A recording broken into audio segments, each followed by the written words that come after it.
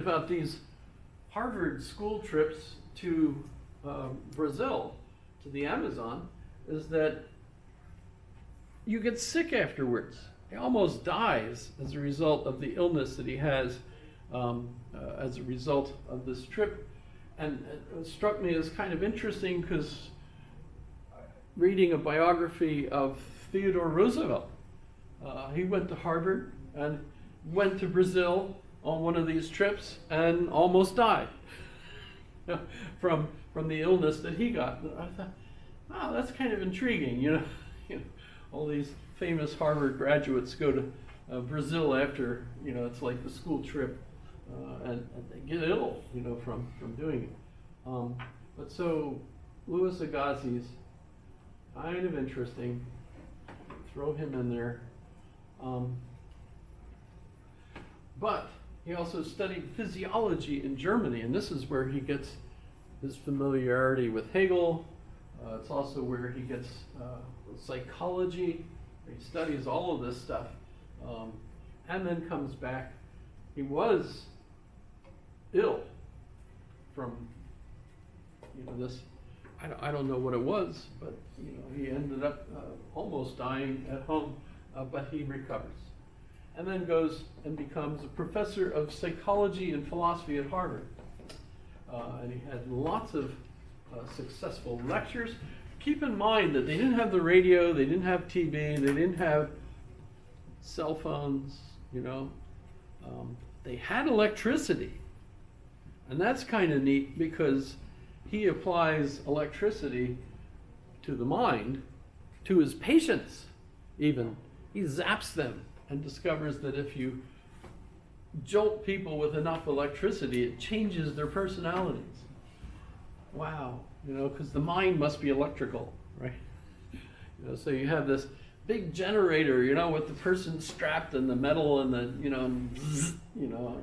they're experimenting with these people because the mind is electrical. But the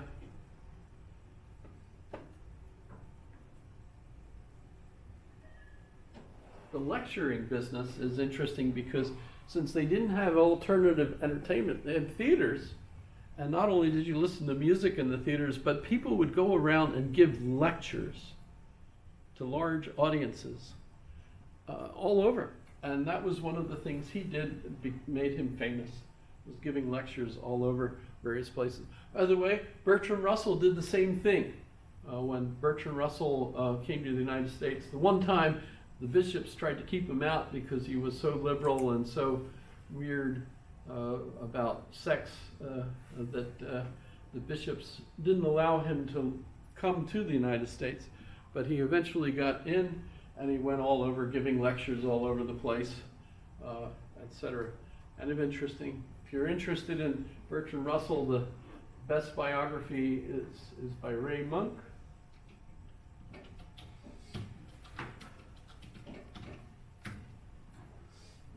It's a 2-volume work. The first volume is absolutely fascinating, all about his youth and everything. And then by the second volume, you realize that Ray Monk begins to realize he doesn't like him because he's so weird afterwards. But, so James, Principles of Psychology that he wrote in 1890 is considered to be one of the most specific books explaining what pragmatism was, or is, at least then, right? The application of the mind as a physical thing and how it works. So he gets into the whole problem of free choice. Are we automatons? No, we're clearly making choices, etc., etc. Huxley, I don't remember which Huxley, but one of the Huxleys was very pro-automatons, thought that humans were just kind of like animals and automatically doing things. We do have habits, and the habits are important to us, but at the same time, we are allowed to make choices as opposed to just always doing the same thing. It kind of has a odd section where he says, if Romeo and Juliet were separated by glass, they wouldn't just sit there and try to kiss one another through the glass. They would think of a way of getting around the glass. As if, see, there's a free choice here. You're not just an automaton. It's just fun. It's online, by the way. You could look up the principles of psychology, and you could read through it, very quickly, even though it's a big book. In any case, so he's considered one of the most influential thinkers of his time. Main book, in fact, you could go to Barnes and Nobles, just down Northern Lights, right? And I'm positive you will find a copy of the book that he wrote and published in 1900. And it's still there for sale as a new book. And that's The Varieties of the Religious Experience.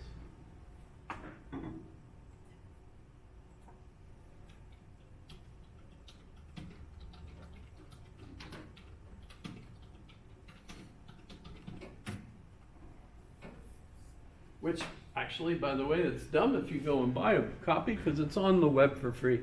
So why would you go do that? If it's that old, there's no copyright. It's obviously, and it was written in English. So I'm just clicking on the Wikipedia copy here. What's the main point of this, and what brought it up? He delivered this at the University of Edinburgh as the first lecturer from America to be invited to do that. And the Gifford Lectures, which are the lectures that was part of, are lectures on natural theology. And his lectures focused on religion and the varieties of the religious experience as psychological.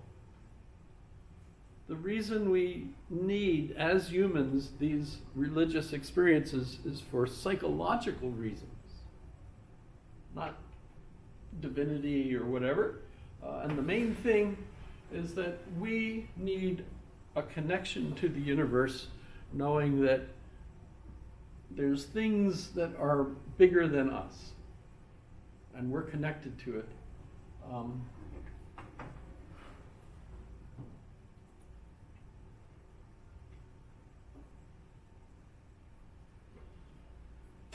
And society evolves as well. So it's very Hegelian. By the way, between James and Peirce, James is definitely the one closer to Hegel as his philosophy. It's interesting, Walter Kaufmann points out that James criticized Hegel, but is actually closer to Hegel than one of his neighbors, and that I'll mention him as well. One of his neighbors at Harvard is Josiah Royce. And he's really neat. Josiah Royce. In fact, biographers are upset that the two of them lived as neighbors because the result of that was they walked together to and from school from their houses, and as a result they didn't write to one another, so we don't have a corpus of material to say these are their arguments with one another, even though they must have had. And Josiah Royce gave the lectures at Edinburgh the following year, and it was a retort to James. So the two of them are neatly interfaced together as they go. And his response is essentially, I can't think of the title of it offhand. Let's go.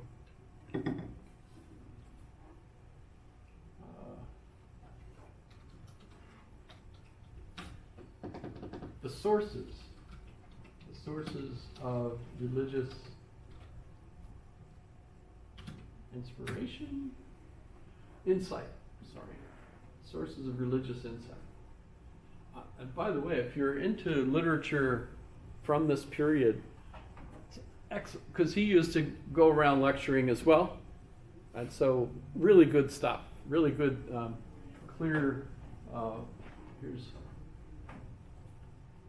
I mean, you could just read it online.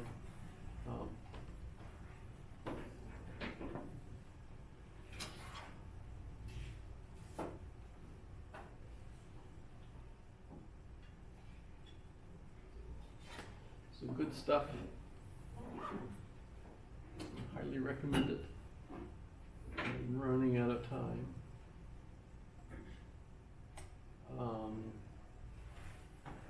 So next class we'll talk about John Dewey, and his main impact was on education.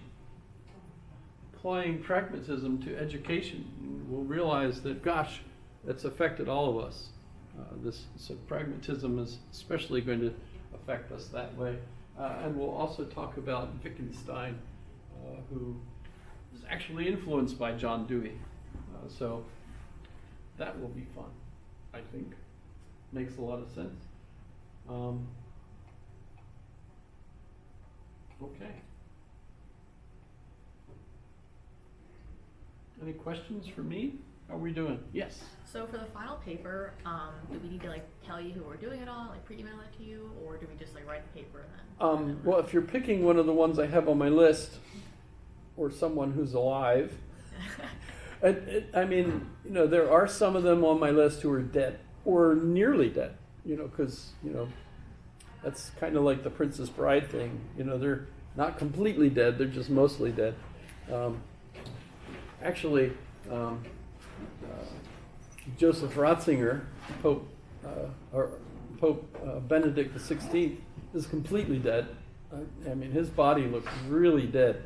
I watched it, you know, the funeral thing at the Vatican, etc. So he's definitely dead. Looked almost like an Egyptian mummy already. You know, it was just a couple days.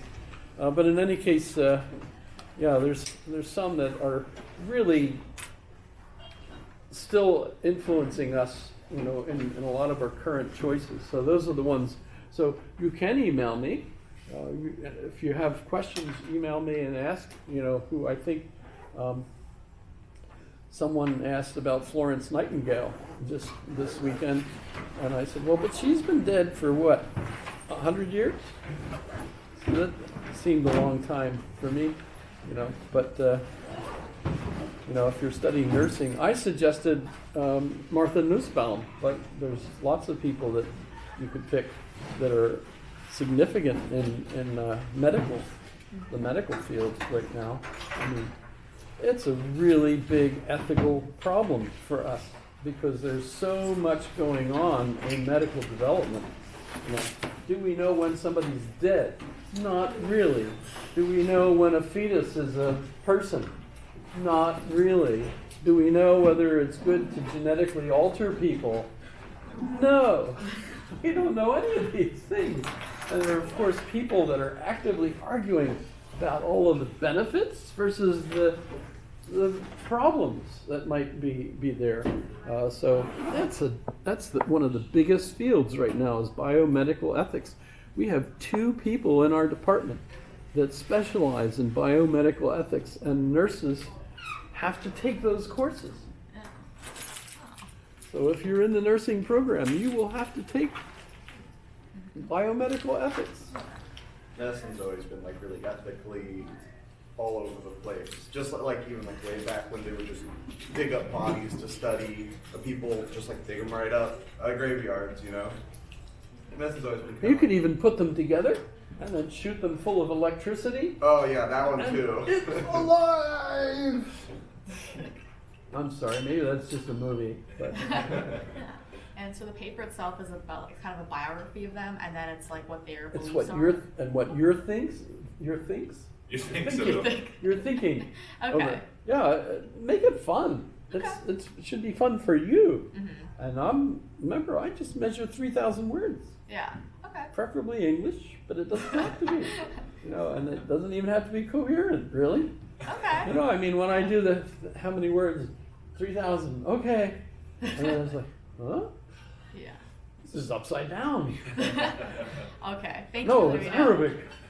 Appreciate it. Thank you. Okay, have fun. Yeah. Enjoy. This should be fun. A fun Yeah, course. definitely. So test 3, there's another. So when I clicked on the syllabus, because I tried to get all caught Did it up, not come up? Some people have put trouble. me to, I think, the last paper, but maybe I'm Ah, incorrect. okay. So, Because I should be done with the daily quiz questions. I figured I'd work through ones that So haven't here's- come up yet. here's the test. Okay. Test 3. Okay.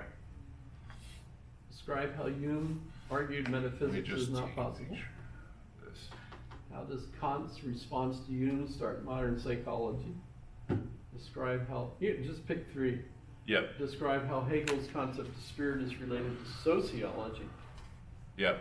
What is the relationship between pragmatism and American culture? Okay. And describe how existentialism or Marxism was a reaction to Hegel. 6. What is a person? What is a person? Yeah, it's so tough responding to these because you have to take a stance, right? But it's tough when you try to look at it unbiasedly, but there is being unbiased a bias? Well, of course it is. Yeah.